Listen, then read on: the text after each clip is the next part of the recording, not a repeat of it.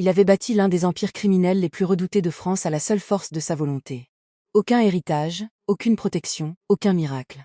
Seulement une intelligence glaciale, une discipline implacable et une réputation qui faisait trembler jusqu'aux plus anciens parrains du milieu marseillais. Puis une seule explosion avait suffi à tout faire basculer, une voiture piégée, quelques secondes de flamme, et la moitié inférieure de son corps avait cessé de lui appartenir. Depuis ce jour, Alexandre Delcourt ne marchait plus. Les médecins parlaient de lésions médulaires irréversibles. Les journaux évoquaient un règlement de compte spectaculaire. Ses ennemis, eux, murmuraient qu'il était fini. Ils avaient tort. Même cloué dans un fauteuil roulant, Alexandre continuait de diriger son organisation depuis son immense propriété sur les hauteurs de Marseille. Les trafics continuaient. Les comptes étaient équilibrés. Les décisions tombaient avec la même précision chirurgicale qu'avant l'attentat, mais il y avait une chose qu'il ne contrôlait plus. Son propre corps. Il avait renvoyé tous les infirmiers et toutes les infirmières envoyées par les agences spécialisées, certains parce qu'ils le traitaient comme un vieillard fragile. D'autres, parce qu'ils le regardaient avec cette pitié silencieuse qu'il détestait plus que tout. Le dernier avait quitté la villa au bout de 2 jours, les yeux rougis après avoir encaissé une humiliation dont personne ne parlait, plus. Personne ne voulait désormais travailler pour Alexandre Delcourt. Personne. Jusqu'à ce qu'une jeune femme débarque avec 15 minutes de retard, une vieille voiture en panne et une vie qui semblait partir dans toutes les directions à la fois. La vieille Peugeot de Léa Morel, tout ça une dernière fois avant de s'immobiliser juste devant les immenses grilles noires de la propriété. Elle posa son front contre le volant. Le klaxon poussa un gémissement ridicule. Génial, murmura-t-elle. Il ne manquait plus que ça. Elle attrapa son grand sac en toile. À l'intérieur se mélangeaient 3 avis d'expulsion, un sandwich à moitié écrasé, une bouteille d'eau presque vide, quelques stylos sans capuchon, et son diplôme d'infirmière fraîchement obtenu. Elle descendit. L'air chaud de l'après-midi lui colla immédiatement à la peau. 2 hommes en costume noir se tenaient derrière les grilles, des costumes parfaitement taillés, des regards sans émotion. Et sous leur veste, impossible de manquer les holsters, Léa leva une main. Je viens pour l'entretien, aucune réaction, elle ajouta avec un sourire maladroit, pour le poste d'aide-soignante. À moins que ce soit vous les patients. Toujours rien. L'homme le plus grand porta simplement une radio à sa bouche, quelques mots à voix basse, puis les lourdes grilles s'ouvrirent lentement. Le message était clair. Entre mais ne pose pas de questions. Le chemin semblait interminable. Une allée bordée de cyprès menait jusqu'à une immense bastide de pierre dominant toute la baie. La propriété ressemblait davantage à une forteresse qu'à une résidence privée. Caméras, garde-murs de plusieurs mètres de haut, portes blindées. Chaque détail respirait la richesse. Et le danger. À l'entrée, un homme massif l'attendait, son nez avait été cassé tellement de fois qu'il semblait avoir oublié sa forme d'origine. Les bras, Léa obéit, il fouilla méthodiquement son sac, confisqua son spray au poivre, son couteau suisse, même une simple épingle à cheveux. Sérieusement? Les règles? Vous avez peur que j'assassine quelqu'un avec une barrette? L'homme ne répondit pas. Dernière porte au fond du couloir, ne touchez à rien. L'intérieur était glacial, passe à cause de la température, à cause du silence. Le marbre brillait comme dans un musée, les tableaux anciens observaient chaque visiteur, tout semblait parfaitement entretenu, mais totalement vide de vie, ses baskets grinçaient sur le sol, chaque pas résonnait. Elle arriva devant 2 immenses portes en bois sombre. Elle regarda sa montre. 20 minutes de retard. Autant entrer, elle poussa la porte sans frapper. Le bureau était gigantesque, une bibliothèque couvrait tout un mur. Une immense cheminée occupait l'autre. Mais l'homme qu'elle cherchait n'était pas derrière le bureau. Il regardait dehors, fou sec au jardin, dans un fauteuil roulant électrique dernier cri. Alexandre Delcourt. Même assis, il dégageait une présence écrasante. Ses épaules larges remplissaient parfaitement sa chemise noire ouverte au col. Une barbe de quelques jours accentuait les traits sévères de son visage. Une couverture de laine recouvrait soigneusement ses jambes. Il ne se retourna pas, sa voix remplit simplement la pièce. Grave, calme, dangereuse. J'avais demandé une infirmière expérimentée. Vous respirez trop fort, vos chaussures grincent. Léa baissa les yeux. Ce sont les semelles. Norme de sécurité, elle posa son énorme sac sur un fauteuil en cuir. Le bruit fut particulièrement peu élégant. Alexandre pivota enfin. Ses yeux bleus acier la détaillèrent de la tête aux pieds. La tache de café sur sa blouse. Les mèches rebelles échappées de son chignon. Ses cernes, ses chaussures usées. Le léger tremblement de ses mains. Il remarqua tout. Vous n'avez aucune expérience. J'ai mon diplôme et une recommandation. Bonne, une seule, mais elle est excellente. Un silence, puis Léa souffla. Soyons honnêtes, monsieur Delcourt. Vous avez renvoyé tous ceux qui sont passés avant moi. On raconte que vous êtes impossible à supporter. Vous insultez tout le monde. Vous refusez la rééducation. Vous avez fait pleurer une infirmière sur votre parking. Alexandre ne détourna pas le regard. Elle me parlait comme à un enfant. Je ne suis pas un enfant. Tant mieux, parce que je suis déjà incapable de garder une plante verte en vie. Le silence retomba, il s'approcha lentement, le moteur électrique bourdonnait à peine. Mais Léa remarqua autre chose, la crispation de ses avant-bras, sa main agrippée au joystick, la haine.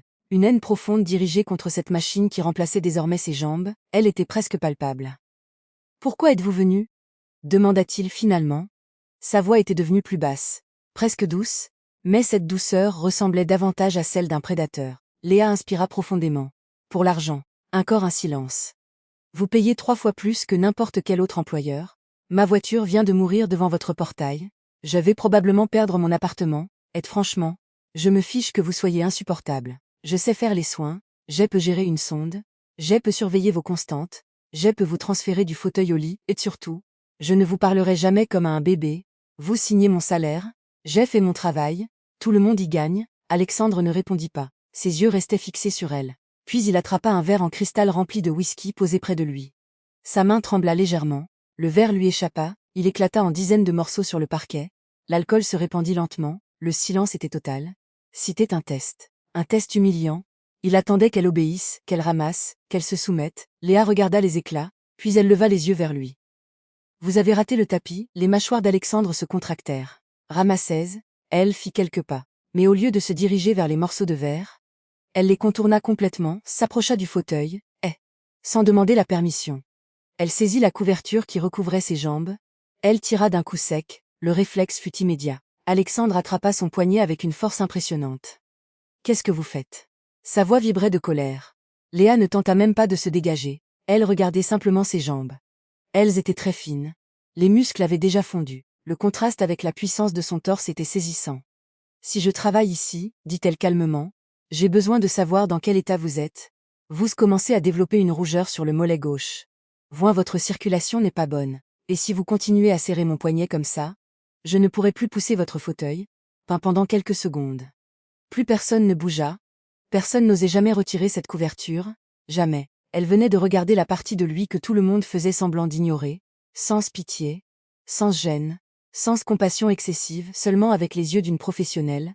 Alexandre relâcha lentement sa prise. Il la fixa comme s'il la découvrait réellement pour la première fois, puis il prononça une seule phrase. « Vous êtes engagé ?» Léa cligna des yeux. « Pardon, Franck vous montrera votre chambre. » Elle esquissa un sourire, puis regarda les morceaux de verre restés au sol. « Et pour ça ?» Alexandre répondit sans émotion. « Ramassez-les », elle haussa un sourcil. « Je suis infirmière, pas femme de ménage. » Elle récupéra son sac, tourna les talons, puis lança avant de quitter la pièce. Demandez à Franck d'apporter un balai. La porte se referma derrière elle. Dans le couloir, elle s'adossa au mur. Ses jambes tremblaient enfin. Elle venait d'obtenir le travail le plus dangereux de toute sa carrière. Et elle avait la certitude étrange que le plus difficile ne faisait que commencer. 2 semaines suffirent à Léa pour comprendre que le poste qu'elle avait accepté n'avait rien d'ordinaire. Les soins médicaux n'étaient finalement qu'une petite partie de son quotidien.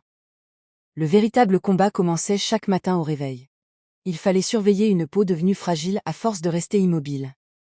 Prévenir, les escarres aider au transfert. Contrôler les douleurs neuropathiques. Supporter les accès de colère d'un homme qui refusait d'admettre que son corps lui imposait désormais des limites. Alexandre ne se plaignait jamais. Il préférait casser un verre, renverser un plateau ou renvoyer tout le monde de sa chambre, plutôt que de reconnaître qu'il souffrait. Mais Léa apprenait vite, très vite. Elle distinguait désormais les signes invisibles. La façon dont sa mâchoire se crispait, le rythme de sa respiration, la manière dont sa main se refermait sur l'accoudoir de son fauteuil, avant même qu'il ne prononce un mot. Elle savait si une crise approchait. Ed lui détestait cette capacité, parce qu'elle l'obligeait à accepter une vérité qu'il fuyait depuis 6 mois. Quelqu'un le comprenait. Cette nuit-là, un orage éclata sur Marseille. Les éclairs illuminaient par instants les immenses baies vitrées de la propriété. Le reste de la maison demeurait plongé dans un silence presque irréel. Il était 3 heures du matin. Léa lisait un vieux roman installé dans un fauteuil, au fond de la chambre d'Alexandre. Depuis plusieurs nuits, elle refusait de rentrer dormir dans sa propre chambre. Les crises devenaient trop fréquentes. Elle préférait rester à proximité. Soudain, un souffle étranglé déchira le silence. Son livre tomba immédiatement sur le tapis. Elle fut debout avant même d'avoir réellement ouvert les yeux. Alexandre était réveillé. Son visage était couvert de sueur. Ses doigts broyaient les draps. Ses lèvres étaient tellement serrées qu'elles avaient perdu toute couleur. Crise musculaire ? Il répondit d'un simple mouvement de tête. Les lésions de sa moelle épinière provoquaient régulièrement des spasmes incontrôlables. Ses jambes, incapables d'obéir à sa volonté, se contractaient pourtant avec une violence insupportable. Son cerveau ressentait une douleur atroce, dans des membres qu'il ne contrôlait plus. Une souffrance absurde, invisible, mais bien réelle. Léa repoussa immédiatement la couette, la jambe droite tressautée de manière incontrôlable, les muscles se contractaient brutalement. Elle monta sur le bord du lit, sans hésiter. Elle plaça ses 2 mains sur sa cuisse et son mollet. Puis elle appuya de tout son poids.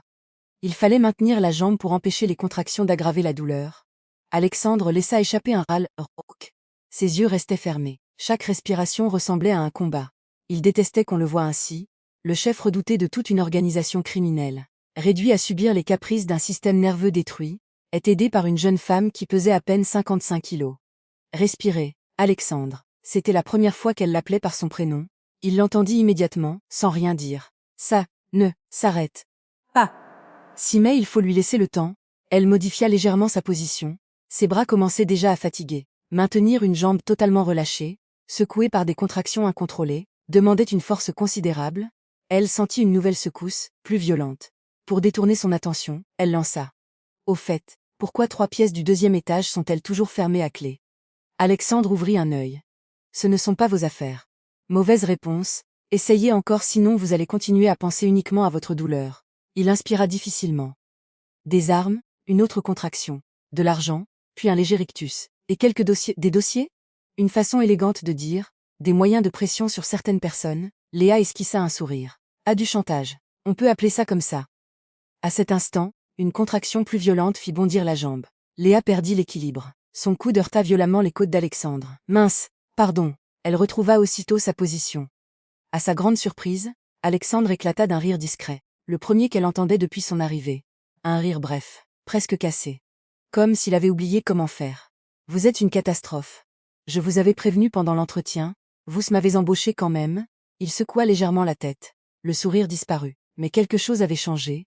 Les secondes passèrent, puis les spasmes diminuèrent enfin, les muscles cessèrent progressivement de se contracter, la jambe retrouva son immobilité, Léa resta quelques instants les mains posées sur son tibia. Elle attendait. Par expérience, certaines crises repartaient aussitôt. Mais cette fois, rien seulement la pluie frappant les vitres. Et leur respiration qui retrouvait peu à peu un rythme normal. Alexandre la regardait. Ses cheveux étaient complètement décoiffés. Elle portait un vieux t-shirt beaucoup trop grand et un pantalon de pyjama à carreaux. Aucun maquillage, aucune mise en scène, aucune pitié non plus. Elle attendait simplement de savoir si son patient allait mieux. Vous pouvez descendre de mon lit maintenant. Sa voix avait retrouvé un peu de fermeté. Léa sourit discrètement. Voilà le patron que je connais. Elle descendit, mit soigneusement la couverture sur ses jambes, puis ouvrit le tiroir de la table de nuit. Les crises s'aggravent, il faut augmenter le baclofène. Alexandre détourna le regard. Non. Pourquoi? Ça m'endort, je réfléchis moins vite, je dirige une organisation, je ne peux pas passer mes journées avec la tête dans le brouillard. Léa croisa les bras. Et vous ne pourrez bientôt plus la diriger du tout si vous continuez à passer vos nuits sans dormir? Il ne répondit pas. Vos jambes dansent toute la nuit et vous refusez le traitement. Excusez-moi, mais votre stratégie est ridicule. Son regard se durcit. Ne vous moquez pas de mon état. Je ne me moque pas de votre état. Je me moque de votre obstination. Ce n'est pas la même chose. Le silence revint. Alexandre observait le plafond. Sous cette lumière tamisée, il paraissait soudain beaucoup plus fatigué que d'habitude. Les cernes étaient profondes, les traits tirés. Pendant quelques secondes, il ne ressemblait plus au chef d'un empire criminel, seulement à un homme épuisé, coincé dans un corps qui lui désobéissait enfin. Il souffla. Un seul comprimé. Léa ne triompha pas. Elle se contenta de préparer le médicament. Elle lui tendit un verre d'eau. Il avala le comprimé sans discuter. Un progrès immense. Elle éteignit la lampe. La chambre retomba dans la pénombre. Elle regagnait déjà son fauteuil lorsqu'une voix l'arrêta. Léa, elle se retourna. Pendant quelques secondes, Alexandre hésita, comme si chaque mot lui coûtait davantage que toutes les douleurs qu'il venait d'endurer. Puis il murmura simplement, merci. À peine audible, mais parfaitement sincère, Léa resta immobile, puis un sourire amusé apparut. Attention, si vous continuez comme ça, je vais croire que vous m'appréciez. Alexandre détourna immédiatement les yeux. N'exagérez pas. Elle éclata doucement de rire. Puis s'installa sous une couverture dans son fauteuil. Quelques minutes plus tard, le médicament faisait enfin effet. Pour la première fois depuis plusieurs jours, Alexandre dormait profondément. Léa observa un instant son visage apaisé. Elle réalisa alors une vérité qui la surprit elle-même. Elle n'était plus seulement là pour son salaire. Et lui, ne la considérait déjà plus comme une simple employée. Sans qu'aucun des deux ne s'en rende compte, Une frontière invisible venait d'être franchie. Mais dehors, au-delà des murs de la propriété, le monde criminel n'accordait aucun répit. Et très bientôt, cette fragile confiance allait être mise à l'épreuve d'une manière qu'aucun d'eux n'avait imaginée. Le lendemain matin, la villa semblait étrangement plus agitée que d'habitude. Les hommes de sécurité se déplaçaient rapidement d'un bâtiment à l'autre. Des berlines noires entraient et sortaient de la propriété à intervalles réguliers. Même Franck, pourtant, d'un calme presque inquiétant en temps normal, parlait peu et gardait constamment une oreillette collée à l'oreille. Léa comprit rapidement qu'il se préparait quelque chose. Elle termina de ranger les médicaments d'Alexandre lorsque Franck apparut à la porte de l'infirmerie. Son visage était fermé. « Le patron veut te voir. C'est déjà l'heure de ses soins ? » ?»« Non, il est en réunion. Mais il a demandé que tu viennes tout de suite. » Cette demande surprit Léa. Alexandre détestait qu'on l'interrompe pendant ses réunions. S'il la faisait appeler, c'était qu'il avait une raison. Une très bonne raison. Elle suivit Franck jusqu'au grand bureau. Avant même que la porte ne s'ouvre, elle entendit des voix fortes, des hommes qui ne faisaient manifestement aucun effort pour cacher leur cossaire. Franck poussa les battants, la pièce était enfumée. Autour de la grande table en chêne se trouvaient plusieurs figures importantes de l'organisation. Tous portaient des costumes impeccables. Tous affichaient la même expression tendue. Au bout de la table, Alexandre faisait face à 3 de ses principaux lieutenants. Parmi eux se trouvait Vincent Caron, un colosse aux épaules immenses.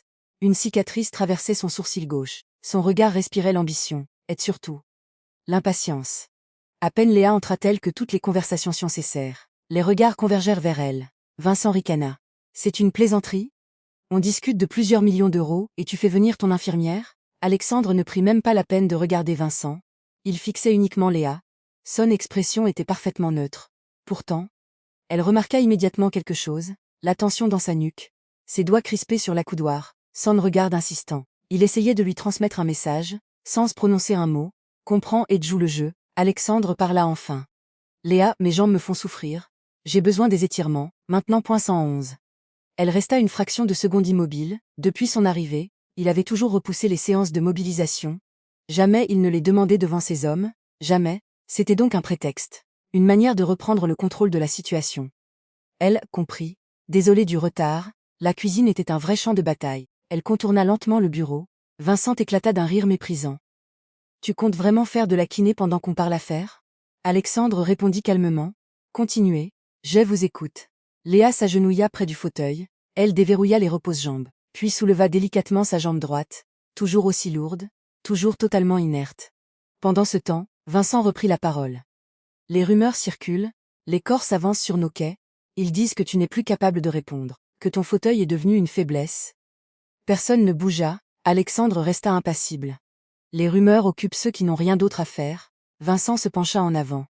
Les hommes veulent un chef qui puisse être présent sur le terrain. Pas un homme enfermé derrière les murs d'une villa.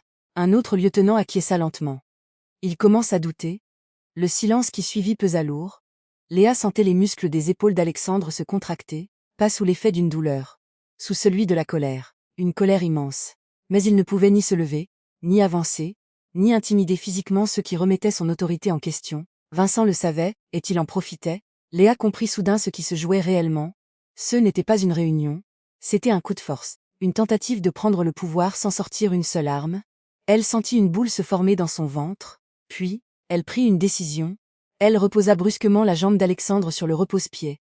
Le bruit résonna dans toute la pièce. Tous les regards se tournèrent vers elle. Elle se redressa, puis regarda Vincent droit dans les yeux. « Excusez-moi, vous êtes neurologue ?» Le colosse fronça les sourcils. « Pardon ? Ou chirurgien spécialisé dans les lésions médulaires ?» Vincent resta silencieux. Léa fit un pas vers lui. « Non ? Alors j'aimerais comprendre pourquoi vous vous permettez de parler de l'état de santé de mon patient, comme si vous étiez médecin. » Le visage de Vincent se durcit. « Fais attention à ce que tu racontes, petite. » « Non, vous faites attention. » Sa voix venait de changer. Elle n'était plus hésitante. Elle était ferme, ussurée. Chaque mot frappait comme un coup de marteau.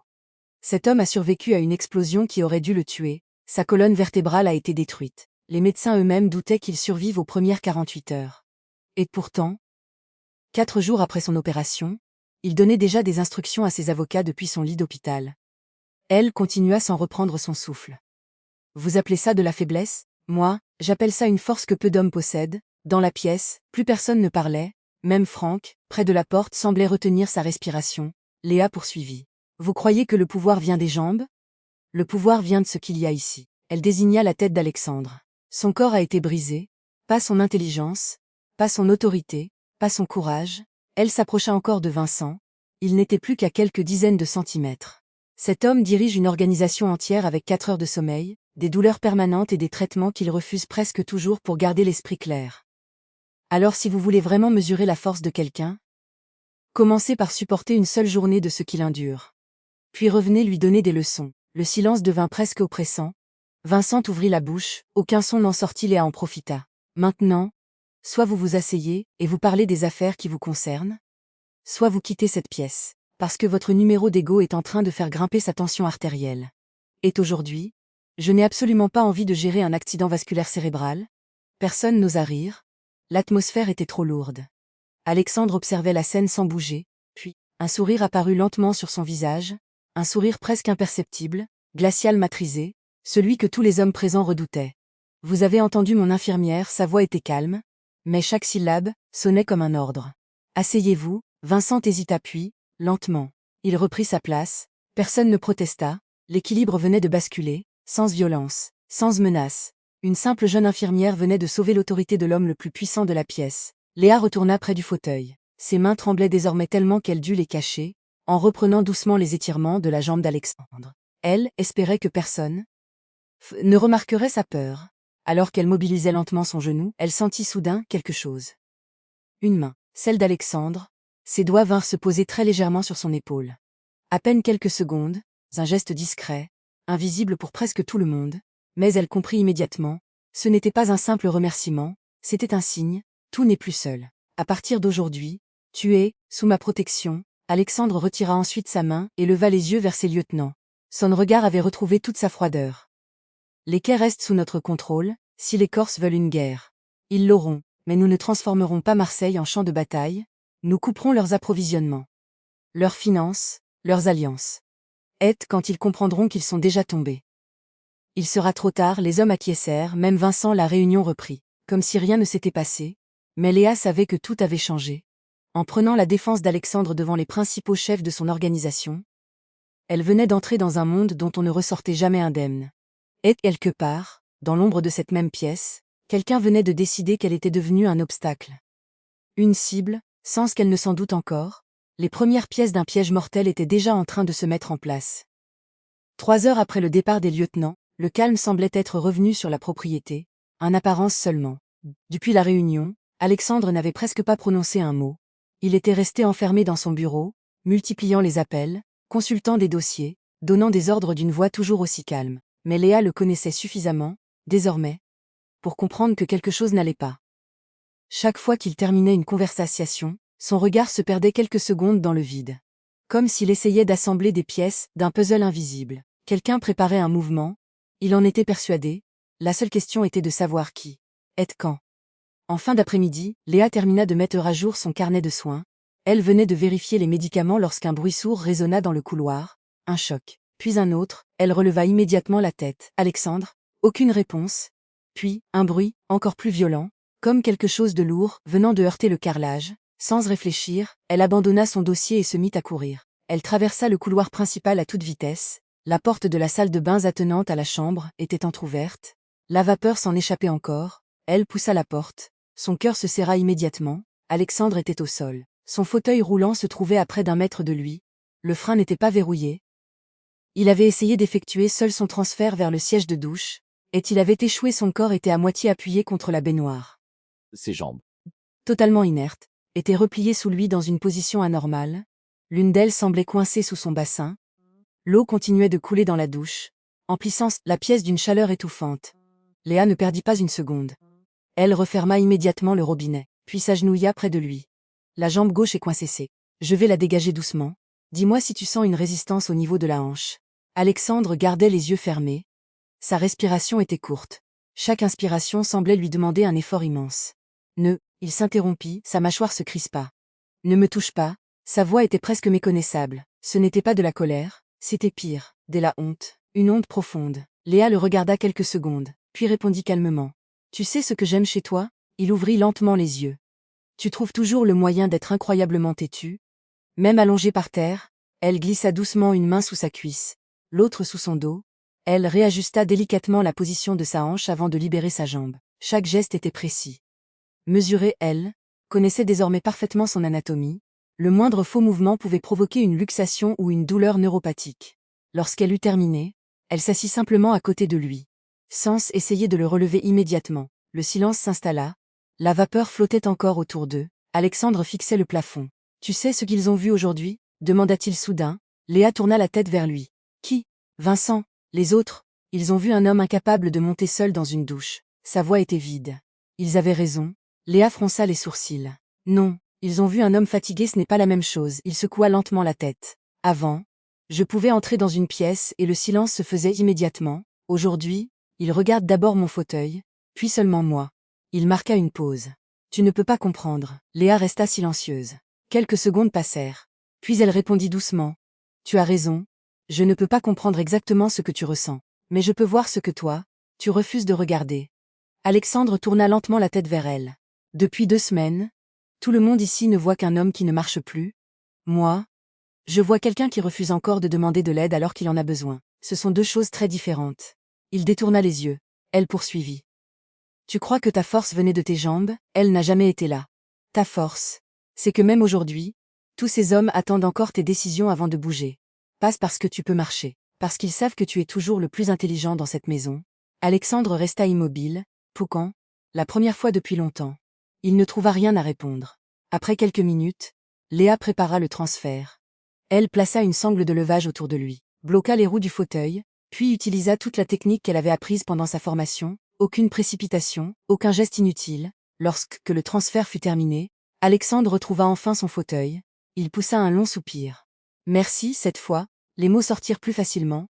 Léa esquissa un sourire. « Tu progresses. Encore quelques semaines et tu me diras bonjour avec le sourire. » Il leva un sourcil. « N'exagérons rien. » Elle éclata de rire, un rire franc, le premier depuis plusieurs jours. Alexandre sentit malgré lui un sourire apparaître. À cet instant précis, Franck entra brusquement dans la chambre. Son visage était livide. « Patron, on a un problème. » Le sourire disparut immédiatement. « Parle. 2 de nos entrepôts viennent d'être incendiés. » Alexandre ne bougea pas. « Les victimes ? » Aucune, ils étaient vides, comme si quelqu'un savait exactement lesquels frapper. Le regard d'Alexandre changea, il devenait glacial, calculateur, continu, et il hésita. Quelqu'un a tenté d'ouvrir le coffre du bureau pendant la réunion de cet après-midi. Léa sentit un frisson parcourir son dos.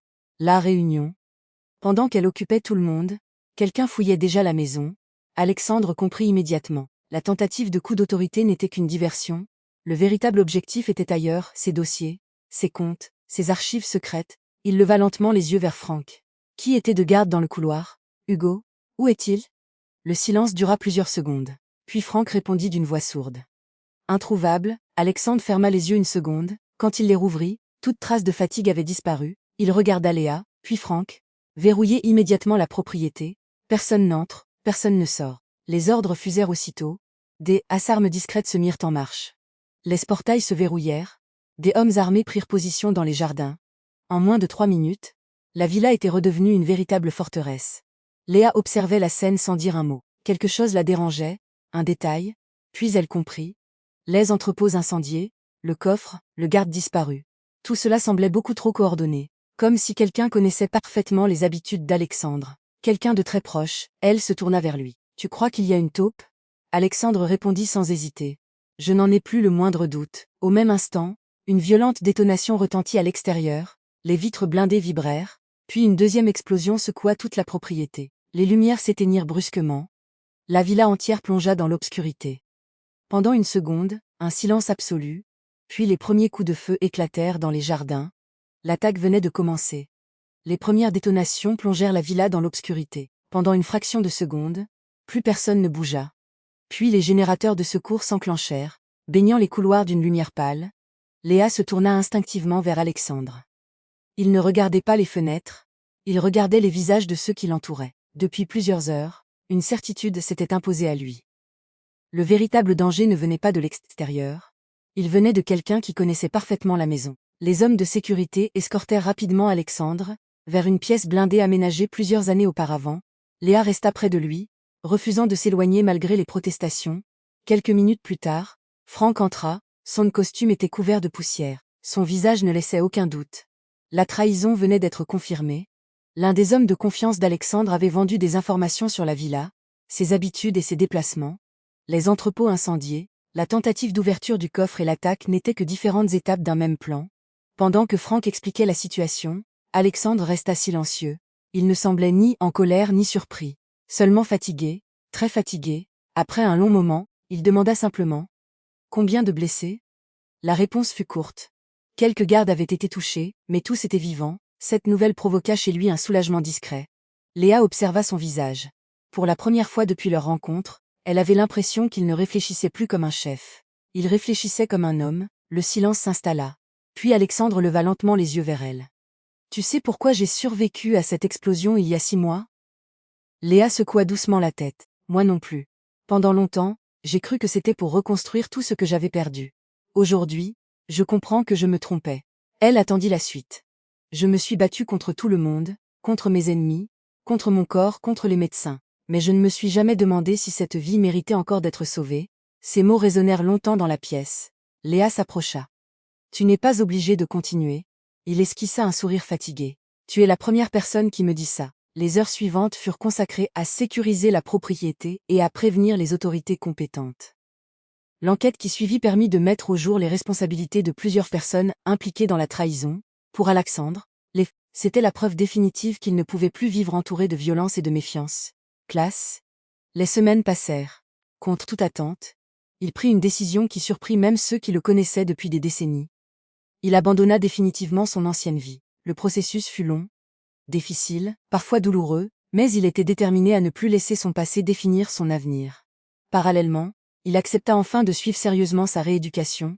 Les progrès restaient modestes. Ses jambes ne retrouvèrent jamais leur mobilité, mais son regard, lui, changea peu à peu. La colère qui l'habitait depuis l'attentat laissa place à une forme d'apaisement. Léa continua de l'accompagner chaque jour. Leur relation évolua naturellement.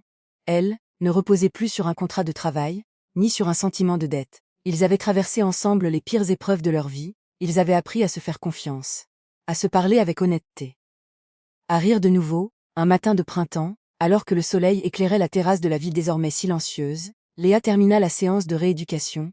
Elle s'apprêtait à ranger le matériel lorsqu'Alexandre l'interpella. « Tu te souviens de notre premier jour ?» Elle éclata de rire. « Comment oublier ?